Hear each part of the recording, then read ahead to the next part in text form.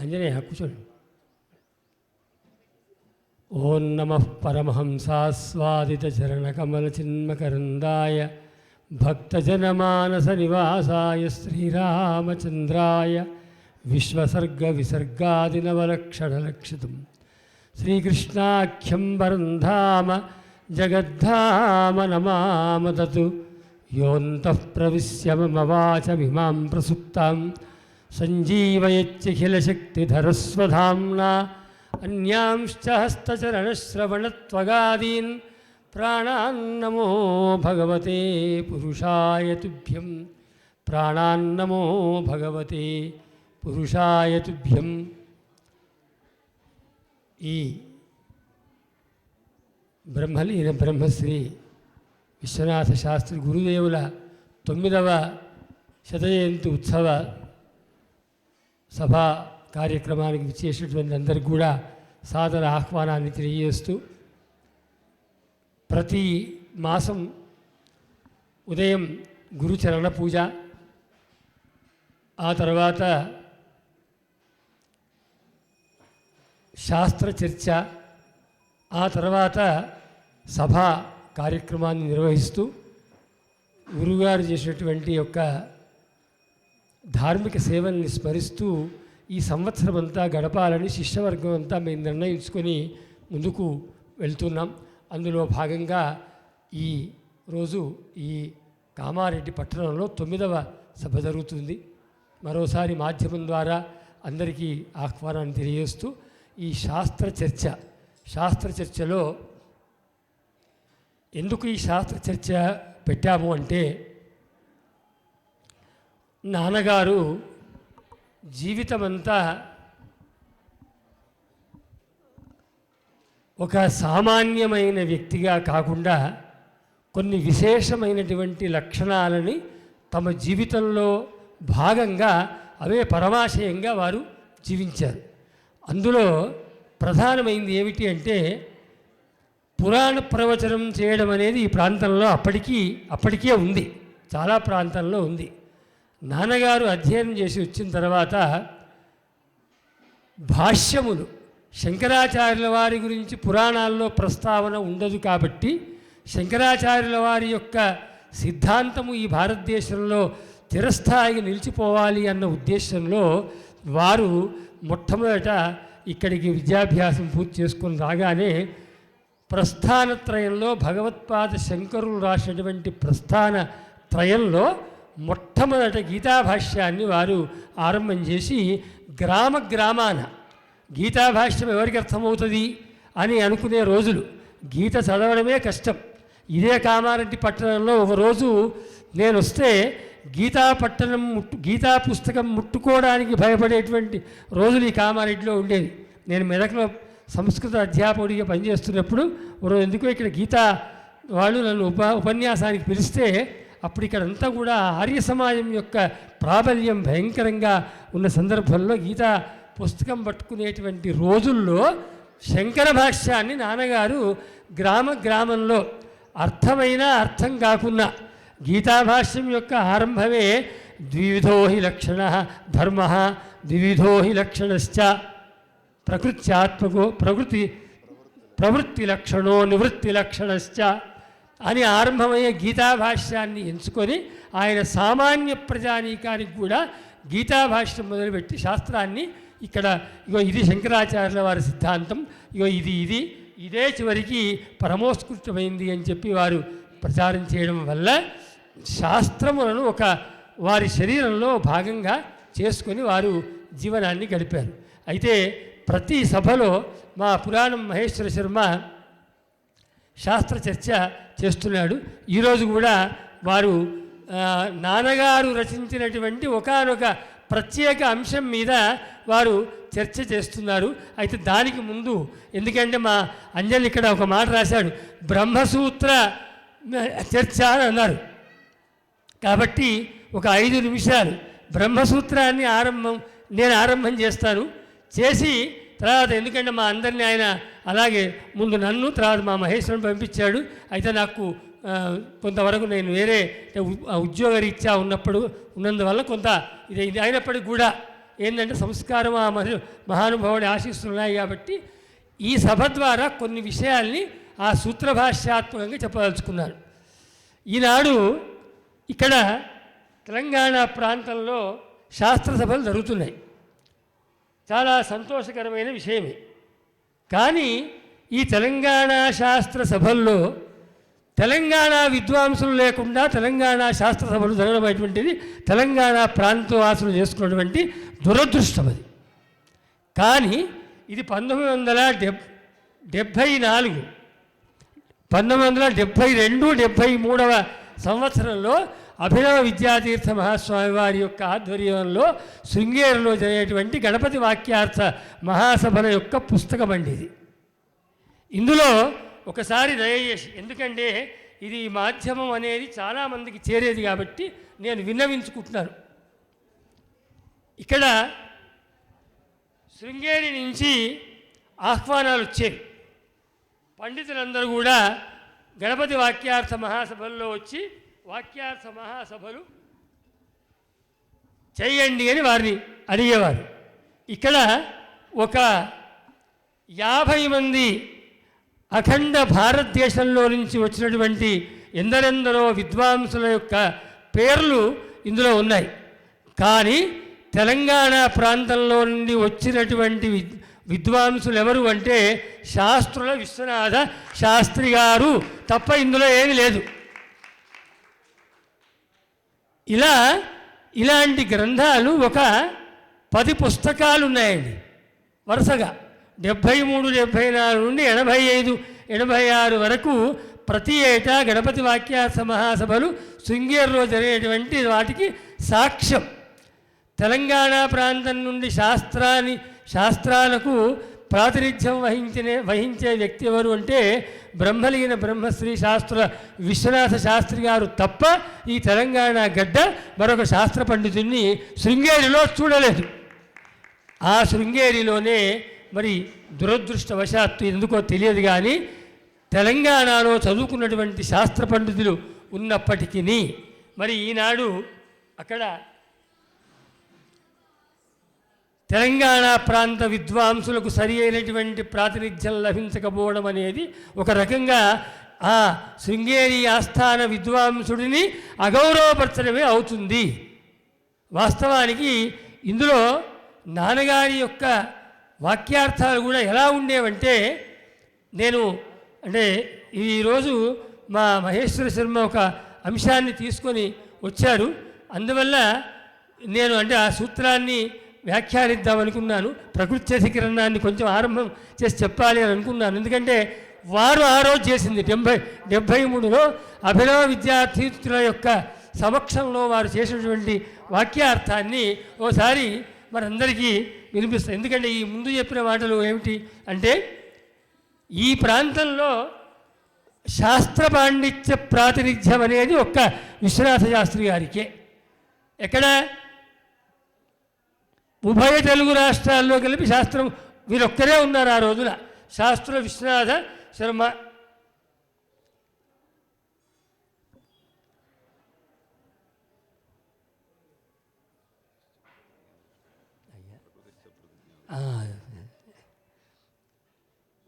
పూర్వపక్షం నుంచి ఉత్తరపక్షం కదా.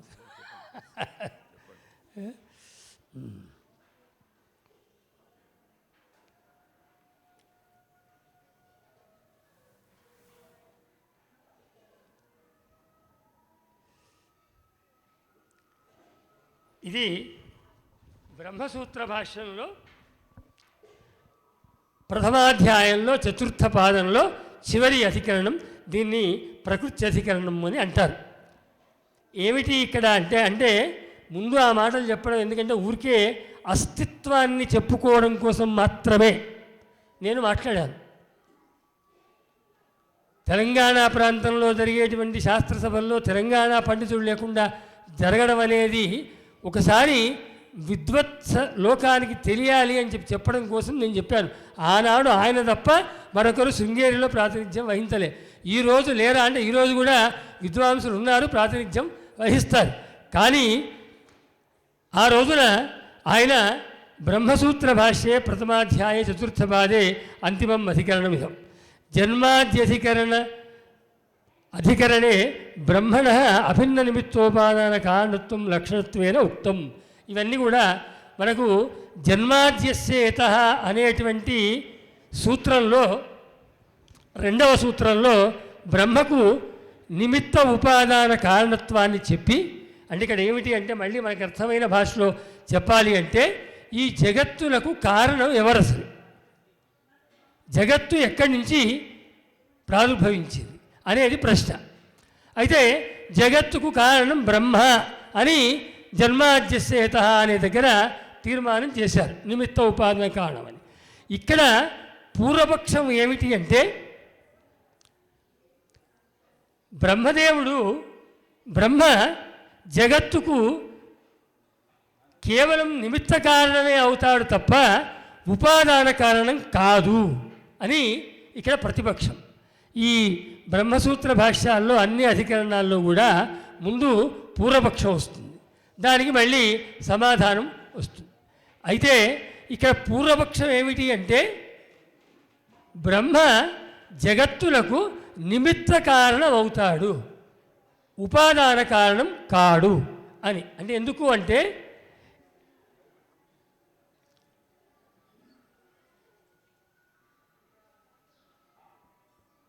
బ్రహ్మ తాను ఈ ప్రపంచాన్ని సృష్టిస్తాను అని సంకల్పం చేస్తాడట. ఎవడైతే తాను ఫలానా దాన్ని తయారు చేస్తాను అని సంకల్పం చేస్తాడో వాడు దానికి ఉపాదాన కారణం ఎప్పుడు కాడు. దానికన్నా మరొకటి వేరే ఉంటుంది. ఎందుకంటే నిమిత్త కారణం కనుక బ్రహ్మ అయితే అప్పుడు జగత్తు కన్నా బ్రహ్మ వేరు కావాలి. ఎలా అంటే దానికి ఏం చెప్పారు ఇవి పూర్వపక్షకారులు అంటే, ఉదాహరణకి కుమ్మరివాడు కుండలు తయారు చేస్తాడు, అలాగే అవసరం వాళ్ళు విశ్వబ్రాహ్మలు ఆభరణాలు, బంగారు ఆభరణాలు తయారు చేస్తారు. ఇప్పుడు ఈ బంగారు ఆభరణాలు తయారు చేయడానికి విశ్వబ్రాహ్మణుడు నిమిత్త కారణం. ఇప్పుడు బంగారు ఆభరణము ఈ విశ్వబ్రాహ్మణుడు ఇద్దరు ఒకటా వేరా అంటే ఇద్దరు వేరే అవుతారు.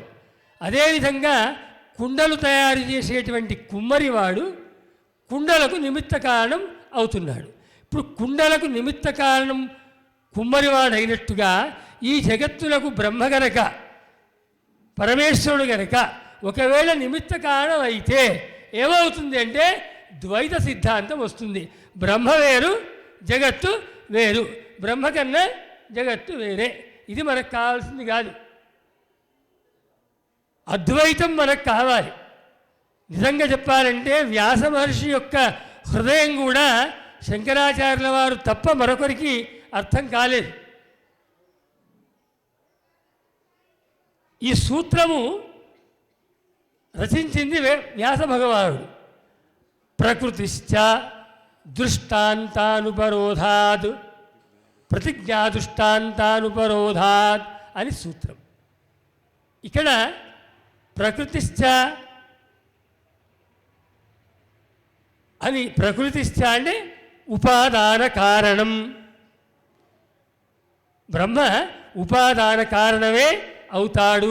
ఇది వ్యాస మహర్షి చెప్పిన వాక్యం. ప్రకృతిశ్చ దృష్టాంతానుపరోధాత్. అయితే ఎందుకు నేనంటే మళ్ళీ వ్యాఖ్యానం నెక్స్ట్ దాంట్లో చేద్దాం అనుకున్నాను. ఈరోజు కేవలం ఏంటంటే అంటే వ్యాఖ్యానం చేయొద్దని కాదు, సమయాభావం ఒకటి, రెండవది ఏంటంటే శాస్త్ర చర్చకు ఇప్పుడు మహేశ్వరుడు సిద్ధంగా ఉన్నాడు ఒకటి. అయితే ఇక్కడ బ్రహ్మ అనేవాడు జగత్తు కన్నా వేరే కాదు అని నిరూపించాలి అని అంటే బ్రహ్మను నిమిత్త కారణంగా చెప్తే అది కుదరదు. ఎలా చెప్పాలి అంటే బ్రహ్మ ఉపాదాన కారణంగా ఉండాలి. బ్రహ్మ ఉపాదాన కారణంగా ఉండాలి అంటే దానికి అద్వైత సిద్ధాంతమే దానికి పరమావధి అవుతుంది తప్ప మరొకటి కాదు. ఎలా అంటే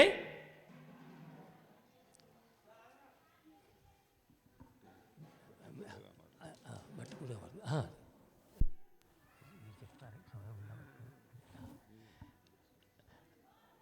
అయితే అన్యథా భావించవద్దు. ఎందుకంటే నేను వాడి సమయాన్ని నేను తీసుకున్నా అని చెప్పి అనుకుని మళ్ళీ మధ్య మధ్యలో మాట్లాడుతున్నాను. ఏమిటంటే ఉపాదానం కారణం మట్టికి ఏమవుతుంది అంటే, కుండకి ఏమవుతుందంటే మట్టి అవుతుంది. అలాగే ఆభరణాలకు బంగారము ఉపాదాన కారణం అవుతుంది. బంగారాన్ని స్వర్ణాభరణాలకు ఉపాదాన కారణంగా చెప్పినప్పుడు బంగారము ఆభరణాలుగా మారుతుంది. కానీ ఆభరణాలుగా మారకముందు దాని యొక్క స్వరూపం ఏమిటి అంటే స్వర్ణం. అది స్వర్ణకారుడి చేతులకు వెళ్ళిన తర్వాత ఆభరణ రూపంలోకి ఇది మారడం జరుగుతుంది. అదేవిధంగా మట్టి కుండగా పరిణమిస్తుంది. మట్టి కుండగా పరిణమించినప్పుడు మట్టి యొక్క రూపాంతరమే కుండ కాబట్టి కుండలు మొదలుగా గల మట్టి వస్తువులన్నీ కూడా మట్టియే ఎలా అవుతాయో, అలాగే స్వర్ణాభరణములన్నీ కూడా ఎలా అయితే బంగారమే అవుతాయో, ఆ విధంగా ఈ ఈ జగత్తే బ్రహ్మ నుంచి వచ్చింది. ఏ రకంగా అయితే ఈ మట్టి నుండి కుండలు, బంగారం నుండి ఈ ఆభరణాలు వచ్చాయో ఆ విధంగా బ్రహ్మ వచ్చాడు అని దీనికి జవాబు చెప్పారు. అయితే ఈ సూత్రం యొక్క వివరణ అవన్నీ కూడా నేను మళ్ళీ తర్వాతి సభలో శాస్త్ర చర్చల్లో వివరంగా చెప్తాను. ఈ సభలో ఉద్దేశం అంటే కేవలం దీన్ని ప్రస్తావించాలని అనుకున్నాను. ఏది ప్రస్తావించాలనుకున్నానో చెప్తాను. కేవలం శృంగేరి జగద్గురువుల యొక్క సభలో ఆ రోజుల్లో కేవలం తెలంగాణ అంటే విశ్వనాథ శాస్త్రి గారు, విశ్వనాథ శాస్త్రి గారంటే తెలంగాణ అని చెప్పడం కోసం ఆ రోజు నుంచే వారు ఈ శృంగేరిలో ఈ విధంగా శాస్త్రార్థాలు చేసేవారు. అయితే ఈరోజు నేను ఆ శాస్త్ర చర్చ చేయడానికి రాలేదు. అయినప్పటికీ కూడా అందులో ఉన్న సూక్ష్మాంశాన్ని చెప్పడం జరిగింది. బ్రహ్మ నిమిత్త కారణం కాదు, ఉపాదాన కారణం అవుతాడు అని చెప్పారు. తర్వాతి సభలో వరంగల్లో జరిగేటువంటి సభలో ఈ అధికరణం యొక్క మొత్తం పూర్వాపరాలు, ఈ అధికరణం యొక్క చర్చ అని కూడా ఆ సభలో చేయడం జరుగుతుంది. ఇప్పుడు ఎందుకు నేను ఈ సూక్ష్మంగా అంటే, ఈరోజు మా మహేశ్వరుడు ఒక శాస్త్ర చర్చ ప్రత్యేకంగా తీసుకొని వచ్చాడు. మరి దాన్ని నేను మధ్యలో అంటే సభాధ్యక్షుడు చర్చలో భాగం కావద్దు, చర్చకు ఆరంభకుడు కావాలి కాబట్టి కేవలం ప్రకృతి అధికరణం యొక్క స్వరూపాన్ని మాత్రం చెప్పి నేను మహేశ్వర శర్మకు శాస్త్ర చర్చ కోసం ఈ సభను తర్వాతి కార్యక్రమాన్ని చెప్పవలసిందిగా కోరుతున్నాను. ఈ రకంగా ఆ రోజుల్లో ప్రకృతి అధికరణం వేదాంతంలో అయితే, మీమాంసలో మరో అధికరణం, ఈ రకంగా వ్యాకరణంలో అధికరణం. వెళ్ళినప్పుడల్లా ఓ శాస్త్రంలో ఆయన అక్కడ శాస్త్ర చర్చలు చేసేవారు. కాబట్టి నా ఉద్దేశం ఏమిటంటే, ఇప్పటికీ తెలంగాణ ప్రాంతము శాస్త్ర పండితులకు కొదవలేదు. ఆదరించి గౌరవిస్తే కనుక శాస్త్రాన్ని సమన్వయపూర్వకంగా చక్కగా చెప్పేటువంటి వాళ్ళు ఇక్కడ ఇంకా ఎంతోమంది ఉన్నారు. ఆ పద్ధతిలో శివంపేటలోనే వేదాధ్యయనం చేసి, శృంగేరిలో శాస్త్ర అధ్యయనం చేసినటువంటి పురాణం మహేశ్వరమ్మ గారు ఉన్నారు. వారు ఈరోజు ప్రత్యేకంగా ఒక అంశం తీసుకొని వచ్చారు. కాబట్టి ఆ అంశ చర్చనే ప్రధానము. ఇవాళ ప్రకృతి అధికరణమని ముందు అనుకోలేదు కాబట్టి అది కేవలం సూక్ష్మంగా మాత్రమే. అందులో భగవంతుడు నిమిత్త కారణం కాదు, ఈ జగత్తుకు ఉపాదాన కారణం అవుతాడు. ఎలాగైతే మట్టి ఉపాదాన కారణం అవుతుందో, బంగారము ఆభరణాలకు ఉపాదాన కారణం అవుతుందో, ఆ రకంగా చెప్పినప్పుడే అద్వైత సిద్ధాంతం మరి స్థిరీకరించబడుతుంది. కానీ ఈ పూర్వపక్షులు చెప్పినట్టుగా బంగారానికి అవసరవాడు ఎలా కర్మ విశ్వకర్మ నిమిత్త కారణమో, అదేవిధంగా మరి కుండలకు మరి కుమ్మరివాడు నిమిత్త కారణము, ఆ రకంగా బ్రహ్మ ఈ జగత్తునకు నిమిత్త కారణం కాదు అనే అధికరణంలో చెప్పబడ్డది. దానికి సంబంధించిన విశేషాలు మళ్ళీ వచ్చే సభలో చర్చిస్తాను. తప్పకుండా ఆ చర్చలో నేను అవకాశం తీసుకొని, అంటే అప్పుడు మా మహేశ్వరుతో పాటు శాస్త్ర చర్చ నేను పాల్గొనడం జరుగుతుంది. దీని వివరాన్ని అంటే చాలా ఉన్నాయి. అంటే దానికి సంబంధించినటువంటి వేద మంత్రములు, ఆ దృష్టాంతములు అనేకములు భాషల్లో చెప్పుకొచ్చారు. ఆ దృష్టాంతాలు ఏవైతున్నాయో అవన్నీ కూడా శృతి అని చెప్పింది. దేనివల్ల పరమేశ్వరుడు నిమిత్త కారణం కాదు, ఉపాదాన కారణం అవుతాడు. విజ్ఞాతేన సర్వం విజ్ఞాతం భవతి ఇత్యాదులు. ఏది తెలిస్తే సర్వం తెలుస్తుందో, అంటే బ్రహ్మ తెలిస్తే సర్వం ఎలా తెలుస్తుందో ఆ విధంగా అవన్నీ కూడా అనేక ప్రమాణాలు ఉన్నాయి. ఆ చర్చ అంతా కూడా మళ్ళీ వచ్చే వరంగల్లో జరగబోయేటువంటి ఈ శతజయంతి సభలో చర్చలో చర్చించడం జరుగుతుంది. ఇప్పుడు మా మహేశ్వర శర్మ గారు ముందు అనుకున్న అంశాన్ని వారిని చర్చించాల్సిందిగా వారిని ప్రార్థిస్తూ ఈ ఉపన్యాసాన్ని విరమిస్తున్నాను.